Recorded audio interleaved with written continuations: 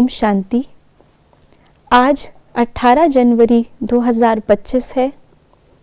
आज स्मृति दिवस के दिन पर हम सभी ब्राह्मण वत्स अपनी ब्रह्मा माँ, उनके जीवन, उनकी विशेषताएं, उनके श्रेष्ठ चरित्र, उनकी श्रेष्ठ सेवा, उनका श्रेष्ठ त्याग, हर चीज़ को हम याद करते करते अपने अंदर आत्मसात करने की लगन की अगन में बैठे हुए हैं। आज बाबा की हम मुरली भी सुनेंगे, लेकिन उसके पहले आइए सुनते हैं बाबा ने 18 जनवरी 1991 में हम बच्चों से क्या कहा। बाबा ने कहा था कि अभी विश्व कल्याणकारी बनना है तो अपनी सर्व स्मृतियों को हमेशा हम ध्यान पे रखें, उनका स्वरूप बने और सर्व को सहयोग दें।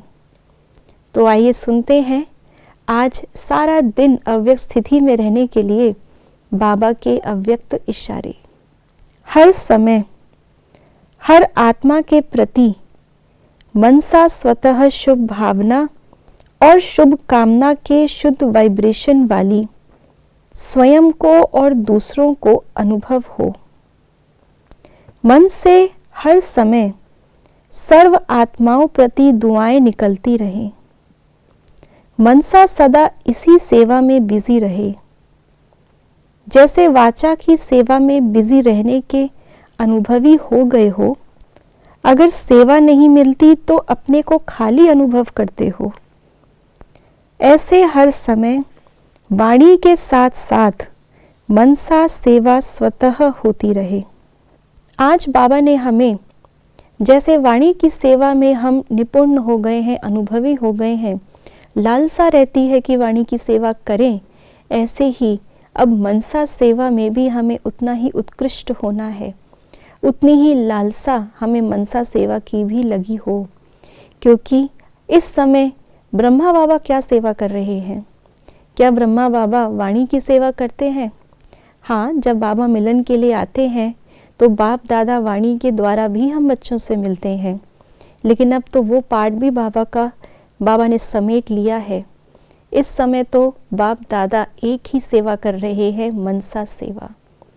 संपूर्ण आत्माएं, हम आत्माओं को संपूर्ण बनाने के लिए भले ही हम कैसे भी हैं, लेकिन फिर भी हमारे प्रति शुभ भावना रखते हुए हमें शक्ति दे रहे हैं। हमें हर कदम पर श्रीमत बोल करके नहीं, लेकिन बुद्धि को टच कर रहे हैं। तो अभी जैसे बाप दादा की स्थिति है और जो कर्तव्य अब वो कर रहे हैं, हम आत्माओं को अगर बाप समान बनना है तो वर्तमान समय इस बात में समान बनना है। जो वो इस समय कर रहे हैं उसी बात में समानता चाहिए। जो बाबा ने पहले कर लिया उस बात में अगर अभी तक भी हम संपन्न नहीं हैं तो हम कितना पीछे चल रहे हैं बाबा के। फिर समान कैसे बनेंगे, साथ कैसे जाएंगे?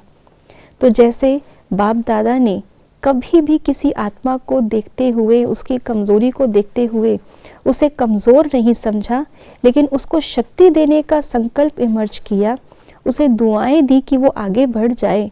ऐसे ही अब हमें भी बाप समान बनने के लिए, विश्व कल्याणकारी बनने के लिए हर आत्मा के प्रति शुभ भावना रखनी है, शुभ कामना रखनी है और दुआएं देते हुए उसको आगे बढ़ाना है।